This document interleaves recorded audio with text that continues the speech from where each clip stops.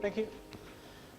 So yeah, talk is about my work with 30-second rapid update of the LETKF, assimilating phased array radar observations to improve short-range forecasts. So you've already heard today about the work that we're doing at RIKEN and the big data assimilation, and how we're trying to target high-resolution modeling with very rapid update cycling and assimilation of high-resolution data, such as from radar data. So high resolution, we're trying to go to up to 100 meters in horizontal resolution to really represent the small-scale convective features and convective scale processes. We're also targeting rapid update cycling. We have this very high-resolution data now, which we are getting every 30 seconds from the radar, and we want to be able to assimilate this every 30 seconds within the LETKF. Finally, we're looking to assimilate this type of data because we get very detailed observations every 30 seconds from the radar, and we want to really optimize this within the LETKF system. So you've already heard today about the phased array weather radar and what it's capable of doing. Compared to a parabolic antenna, the phased array is transmit a fan beam in the elevation angle, and this gives us very dense reflectivity data and Doppler radial velocity data every 100 meters at over 100 elevation angles every 30 seconds. And we're fortunate enough in the Kansai region to have one of these located in the Kobe region, just west of where we are right now, and another one located in Osaka. So you've seen images like this and what the phased array is capable of doing. So at the top here, we see a precipitating convective band that passed through the region in 2013. And we can see the very detailed convective structure that this phased array provides us. And at the bottom, we're seeing 3 images of a convective cell which rapidly developed in the region. And because we have 30-second data, we're able to follow the very rapid development of this type of system. So as I said, we have one of these radars located in Osaka region at Suita site. We have another one located in Kobe. Suita has been in operation since 2012. The Kobe one has been in operation since 2014. And together we have a dual coverage region provided by both of these radars. And because the X-band radar suffers from attenuation by intervening precipitation, for example, failure of one of those radar systems to capture adequately the storm can be met by the other radar. So the advantages of having 2 radar systems within this region to capture these types of small convective storms is fairly obvious. So what we're trying to do with this project is to assimilate both sets of observations from both radars to improve short-range forecasts within this region. So in order to do this successfully, what we need to make sure is that there's consistency between the radar data.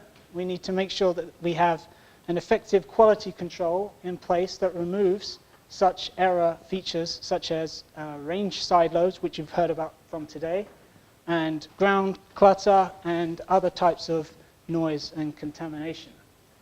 Finally, we need to be able to build and develop a sophisticated numerical weather system, prediction system model that is designed and well-tuned to perform the very high rapid update cycling that we're doing at very high resolution. So the model that I'm using is the SCALE model, which we've heard about again today. The SCALE has been developed and is being developed here at RIKEN. And I'm using the SCALE regional model, which we have coupled with the LETKF system. The LETKF being a very suitable method for parallel computing, very efficient. And so we have now the SCALE LETKF, which we are constantly developing to be a very highly configurable modeling system that we can apply for a range of different research applications.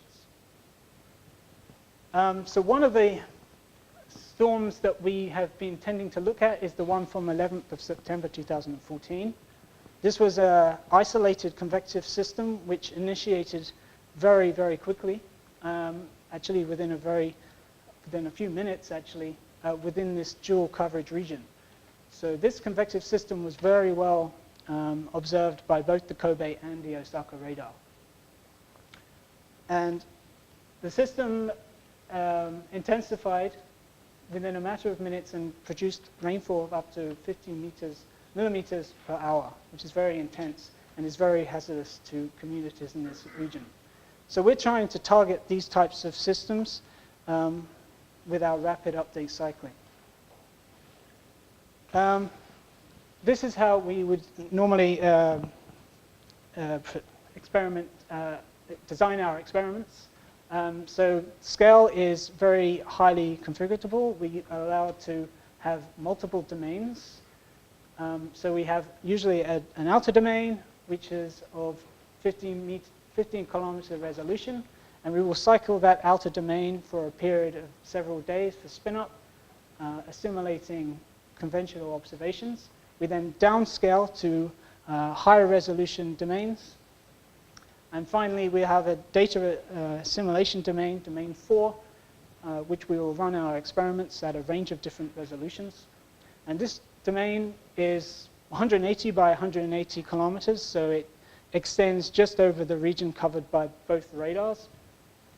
And in this domain, we are assimilating from the phased array reflectivity and Doppler radial velocity data every 30 seconds. So typically, we would perform this very rapid update cycling for a period of, say, 30 or 40 minutes, and then we would produce a very short range forecast of, say, 30 minutes from the ensemble mean. So those 30-minute forecasts are what we are trying to improve.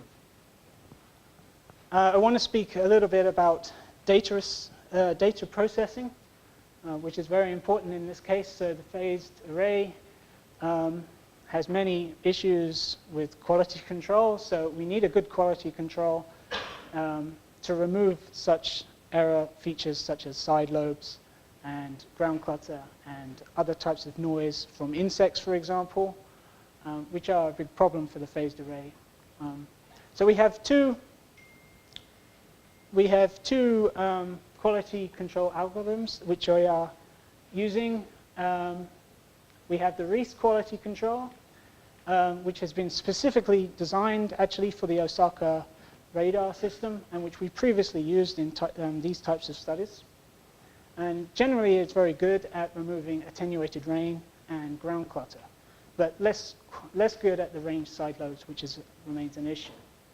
We also have the quality control that's being developed by NICT, and you've heard about that today, the work that they are doing with that, and that forms our longer-term strategy to use quality control observations from this quality control from the NICT. So as well as the quality control, we are also we also need to perform super observations to super-ob the observations from the raw data to model resolution. So here is an example of the observations from the Osaka radar at 100-meter resolution. And you can see that here we will be performing experiments at 250-meter resolution. So we're performing super-obs of the data. And you can see if we do that, we can still retain very much the high level of detail of the convective storm. Okay, so I want to show you some results from a single phased array assimilation. So here, I'm assimilating observations from just the Osaka radar into the SCALE-LETKF. And I'm performing these experiments at 250-meter resolution.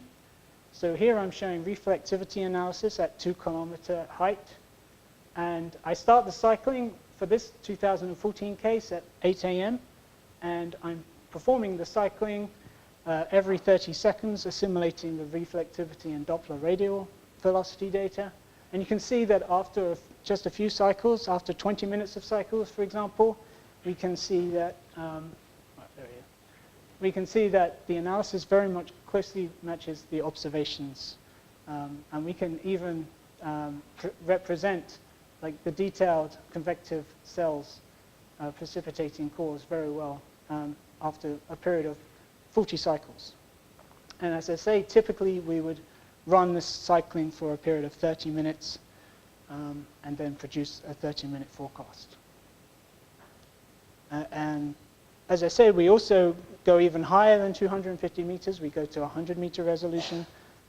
So here I perform the same type of experiments, but at 100 meters. And if you do that, you can see that we can even more closely match the observations when we go to a higher resolution. So that's reflectivity at 2 kilometer. Here I'm showing vertical cross-sections at 3 different times, just to show that we can also very much closely match the vertical structure of the convective systems. So you can see the 4 precipitating cores, and we're matching very closely with the observations after approximately 20 minutes. And previously, my colleagues have performed these types of experiments, and they've shown that if we go to these types of high resolution, assimilating this type of data every 30 seconds, we can improve short-range forecasts quite well. So we have good skill up to, say, for example, 10 minutes in our forecasts, and we have skill up to, say, 30 minutes. So I want to move on to to dual phased array assimilation, which is what I'm currently working on. So for this, I actually looked at a different case. I looked at 2016 case. This was a similar type of system that initialized late in the afternoon, which is typical in this region. So we have a system that initialized here. It was covered by both radars, and it propagated westward, bringing intense rainfall to parts of Osaka. But for this case, what we found was that in the observations, we had these range side lobes, which have been spoken about today, which are an error feature which we need to remove prior to assimilation. And you can see here, there's range side lobes coming in. So just to explain a little bit about range side lobes. So the phased array consists of generally stronger side lobes, which is basically where we're transmitting unwanted radiation in unwanted directions. And what this means is that the phased array is typically picks up more ground clutter in the observations compared to conventional radars. So these side lobes can affect the quality of the data that we're assimilating. So if I just go back here to the images, you can see that in both the Osaka and the Kobe observations, we have these range side lobes which appear beyond the storm. And these feature quite prominently in the observations. And the issue that we're having right now is when we're using the quality control, we're still retaining these side lobes in our observations. So we're assimilating not just the storm, but we're also assimilating the side lobe errors as well. So we need to improve our quality control to get rid of these features. So I just want to quickly go on to some experiments that I'm doing with these dual assimilation. So as I say, the goal is to improve the analysis and forecast with the assimilation of dual phased array observations. So we're trying to improve upon what we've already done. We're trying to improve upon assimilating just a single set of radar data, but assimilating both Osaka and Kobe. So in experiment 1, I'm assimilating just the Osaka radar data, reflectivity, and radial velocity. In my experiment 2, I'm assimilating both Osaka and Kobe data. And I'm assimilating the Osaka and Kobe radial velocities as separate observations, but I'm trying to combine the reflectivities from both radars. So in this dual coverage region, what I'm trying to do is I'm comparing the reflectivity data from both sets of radar, and I'm assimilating the larger reflectivity value based on the assumption that the echo with the larger value has been less attenuated. And I'm also performing a very simple spatial smoothing of the reflectivity field to reduce large differences caused by combining the reflectivity data. So here I'm showing the reflectivity analysis again at 2 kilometers for the single experiment, assimilating only the Osaka data, and the dual experiment where I'm assimilating both. And you can see that in both the analyses, we are assimilating the Sidelobe error in our analysis. We still have this feature. So we need to be able to remove this in future experiments.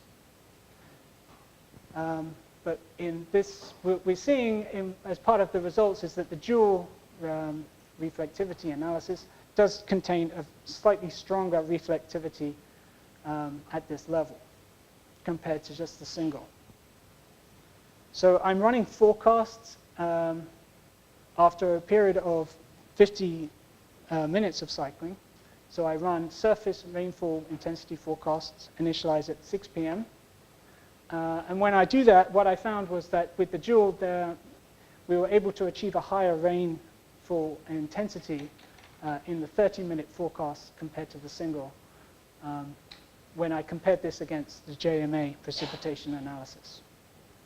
And also, the highest rainfall intensity was located on the northern side of the storm, which wasn't so apparent with the single assimilation. So this is part of the experiments that I'm testing at the moment, trying to find a way to combine the 2 sets of data in a way that will improve forecasts.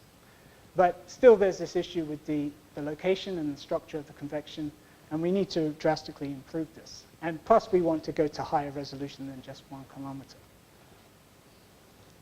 So the current tasks, the first thing we're trying to do is just look at investigating what is the impact of this Sidelobe error.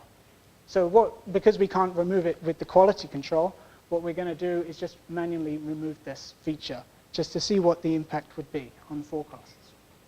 The second thing we're trying to do currently is just to improve and better tune the NIC quality control to be able to remove this feature.